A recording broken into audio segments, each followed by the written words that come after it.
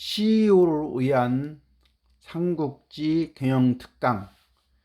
목차는 1부에서 경영의 시작과 끝은 문화이다. 제2부 삼국지의 두 리더 조조와 유비를 주목하라. 제3부 인의 경영이 정답이다.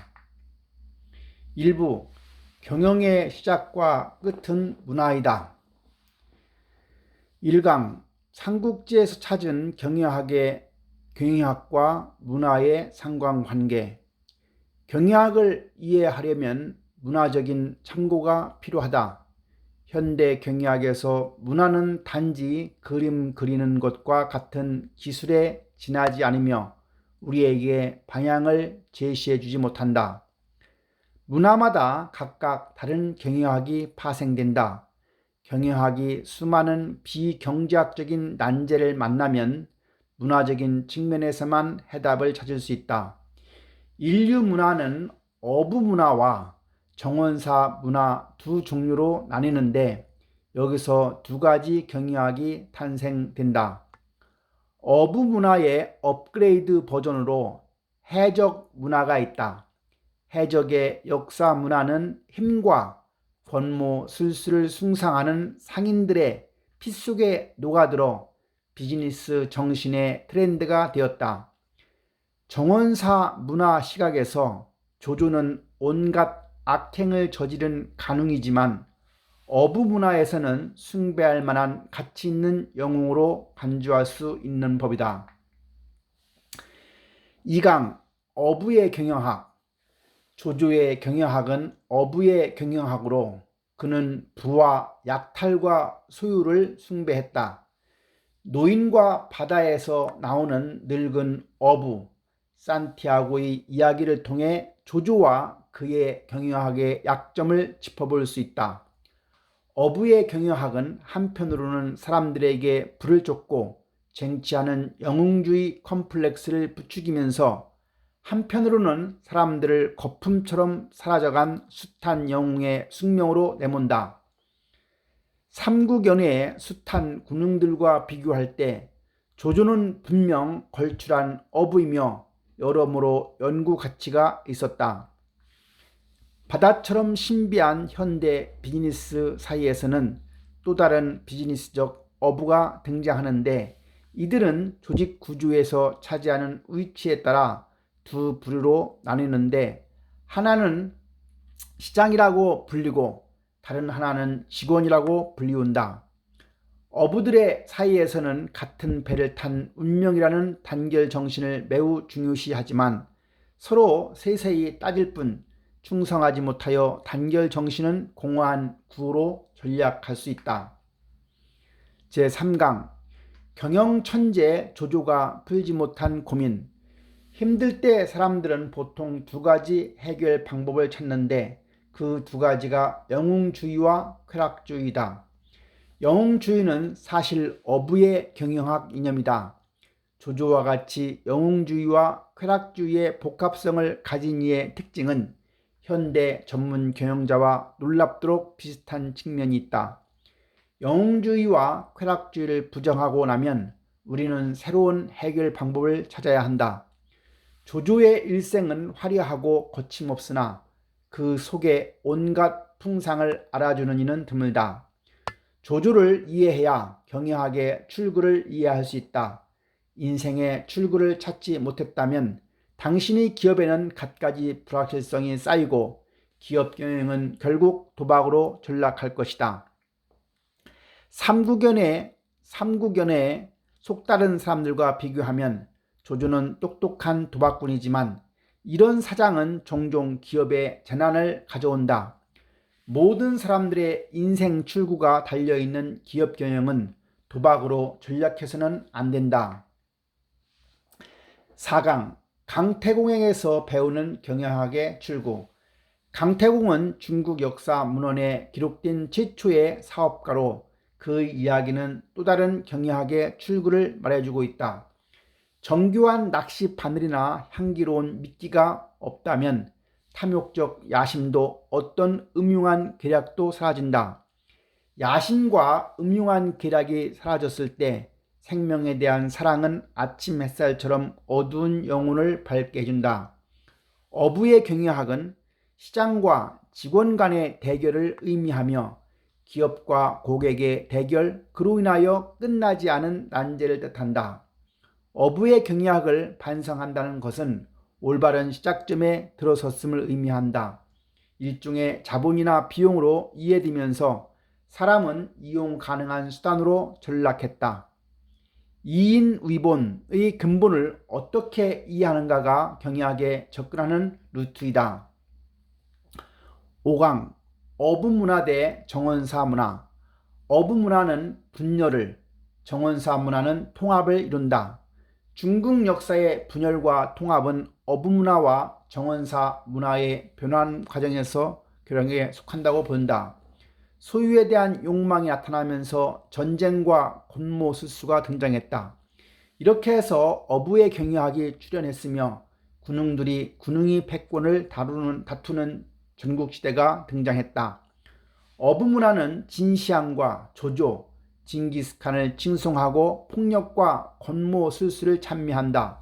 반대로 정원사 문화는 공자와 예술을 칭송하고 사랑을 찬미한다. 경영학의 목적은 사람들이 명령을 따르도록 하는 데 있는 것이 아니고 왜 자신의 인생과 자신의 일을 사랑해야 하는지 이해하도록 하는 데 있기 때문이다. 어부의 경영학은 사람 간 피비린내 나는 살인도 부추기기 때문에 수많은 경영학 난제가 나타난다. 피비린내 나는 삼국시대의 역사는 정원사의 경영학만이 올바른 경영학임을 입증한다. 6강 후한 말기에 나타난 두 부류의 어부.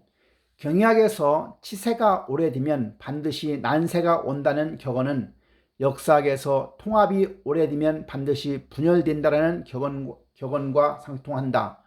모든 역사는 경영학의 한 예로 볼 수 있는데 중국의 삼국시대가 대표적인 사례이다.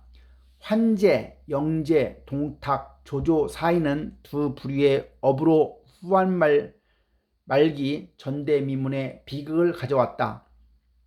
삼국연의에 묘사된 난세는 구제할 수 있었지만 사랑으로 힘있게 구제할 사람이 없었다. 관동 동맹군의 깃발 아래에는 권세와 이익을 쫓는 야심들이 존재했는데 야심만만한 원수와 조조는 해결할 수 없는 난제였다. 조조는 그의 시를 통해 참혹한 현실을 탄식했지만 그의 경영 이념과 군벌의 욕심은 본질적으로 불변하였다. 영웅주의로 미화된 전쟁과 전쟁 예술로 미화된 음흉한 계략은 진정한 경영 지혜가 아니다. 진정한 경영 지혜는 전쟁에 이기기 위한 것이 아니라 사람들이 즐겁게 일하고 행복하게 살기 위한 것이다. 7강 조조, 난세의 간웅인가 영웅인가. 조직 문화가 다르면 사람들의 가치관도 큰 차이를 보인다. 삼국연의가 연의로 불리는 이유는 이 책이 설명하는 것이 바로 정의의 의이기 때문이며 이를 이해하지 못하면 삼국연의 속경영의 지혜를 이해할 수 없다.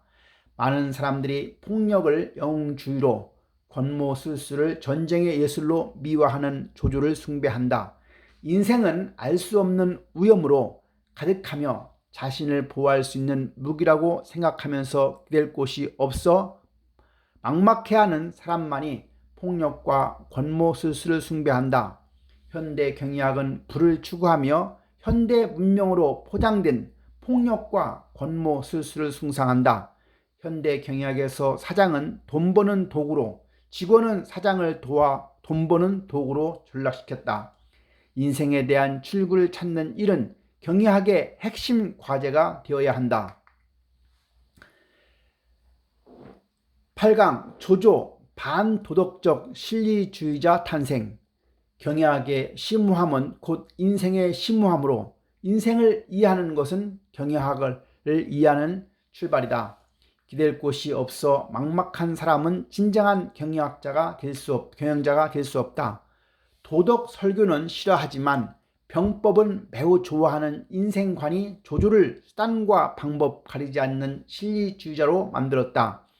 조조는 권모술수에 능하고 잔인성도 가졌지만 진정한 경영지혜는 못 가졌다. 권모술수를 통해 사사로운 목적을 이룰 수 있지만 인생의 출구는 찾지 못한다. 도덕적 계몽이 없으면 진정한 경영의 지혜를 얻을 수 없다. 9강 경영지혜의 근본을 찾아서 막막한 인생과 혼란한 사이는 조조를 두려움과 불안에 떨게 하였으며 그는 폭력과 권모술수를 숭상했고 반도덕적 인생을 걸었다. 조조처럼 의지할 곳 없어 막막해하는 사람은 도덕의 진정한 의미를 이해하지 못한다. 도덕이라 함은 도가 있어야 덕이 있음을 뜻하며 도가 없으면 덕은 형식도구로 전락한다. 진정한 도덕은 즐겁고 자유로운 인생의 길이다. 두 개의 다른 가치관은 군자, 소인의 서로 다른 인격을 좌우한다. 소인의 가치관은 도덕으로 지탱되지 않으므로 그들은 스스로 옳다고 여기는 잘못된 길로 나아갈 수밖에 없다. 인생에는 종인과 상하의 길이 있다. 생명은 일정한 길이와 높이를 뜻하지 온 세상을 종잉하는 야심은 아니다.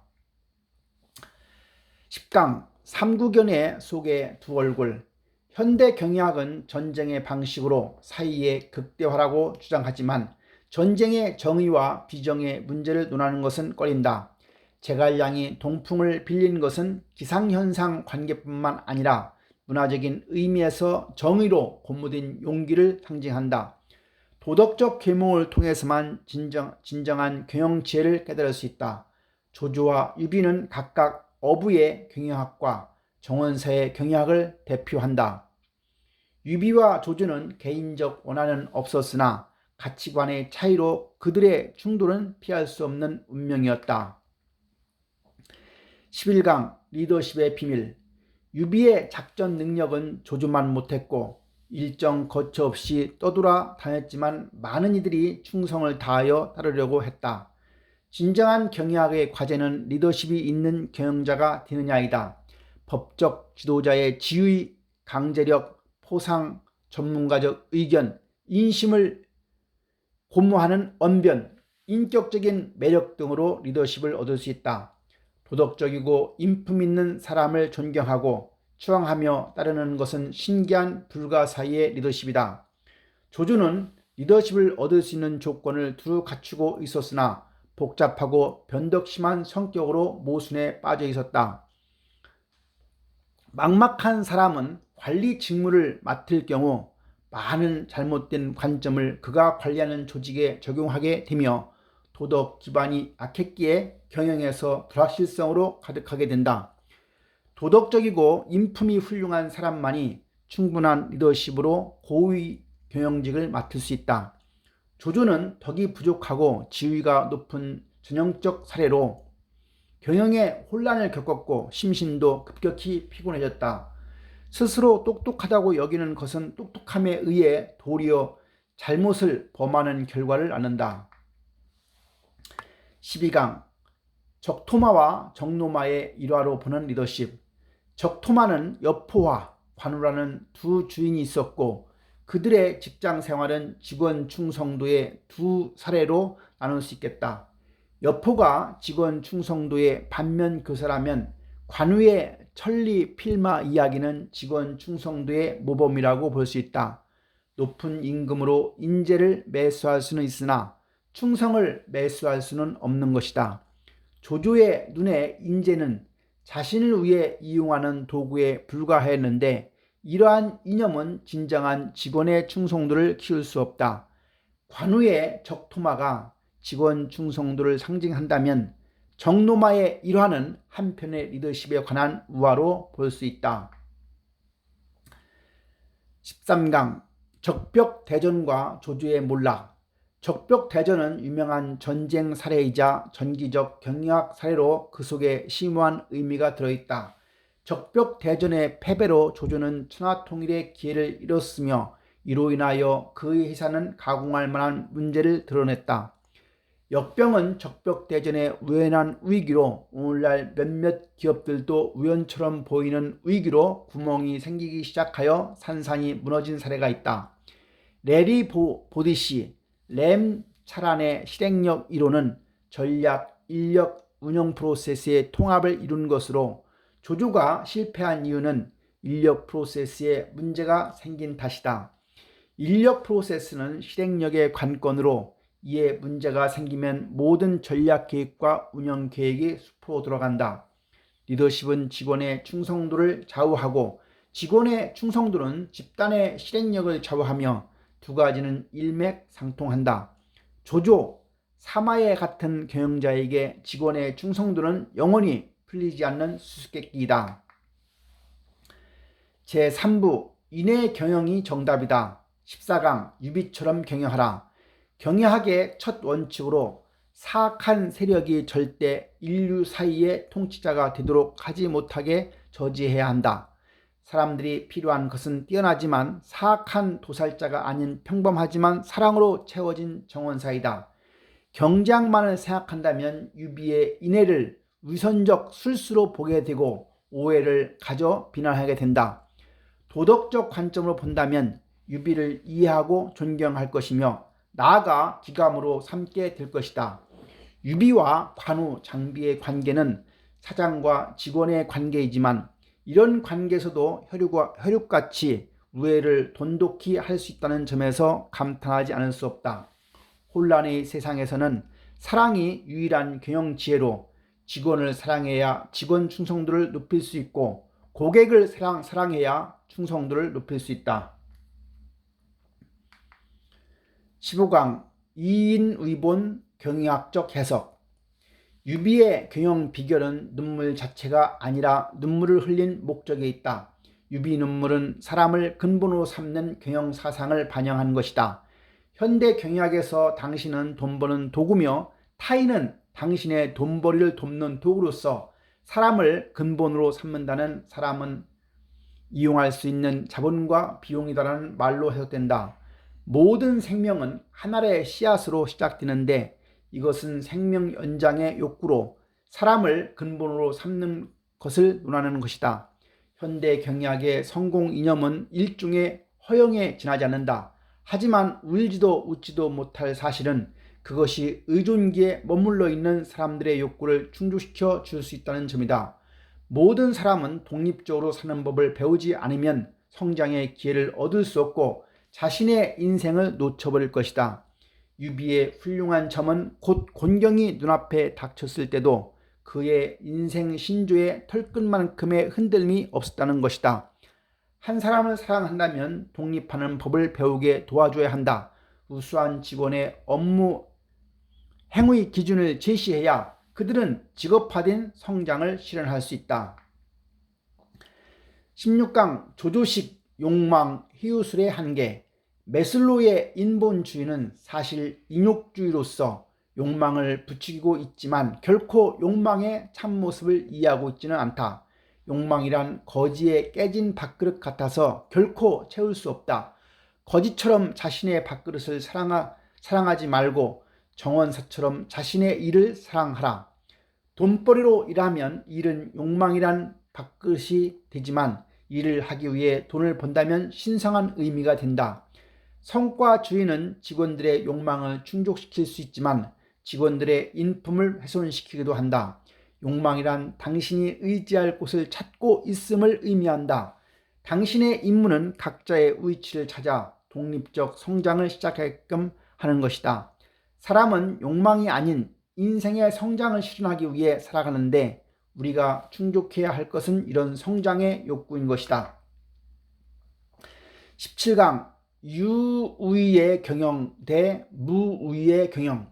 진정한 경영학은 전쟁이 아니라 사람들이 자신의 인생과 일을 사랑하는 법을 깨닫게 하는 것이다. 유비는 가장 훌륭한 경영자는 백성이 그의 존재조차 알지 못한다의 묘비를 실현함으로써 무위로 다스린 전형적인 예를 보여줬다. 가장 훌륭한 경영자는 백성이 그의 존재조차 모른다는 것을 무위로 다스리는 경영 방식으로 중국의 전통 문화는 경영학 최고의 경지라고 여겨진다. 직원이 모두 안심하고 일할 때 당신은 가장 완전한 무의 경지로 경영을 이끌어 가게 된다. 규모는 크지만 사장 홀로 뛰어난 조조의 회사에 비하여 규모는 작지만 번영한 유비의 회사가 무위로 다스린 전형적인 예라 할 수 있다. 18강 자신의 문제부터 해결하라. 진정한 경영도는 조주처럼 직원을 이용하는 것이 아니라 유비처럼 직원을 사랑하는 것이다.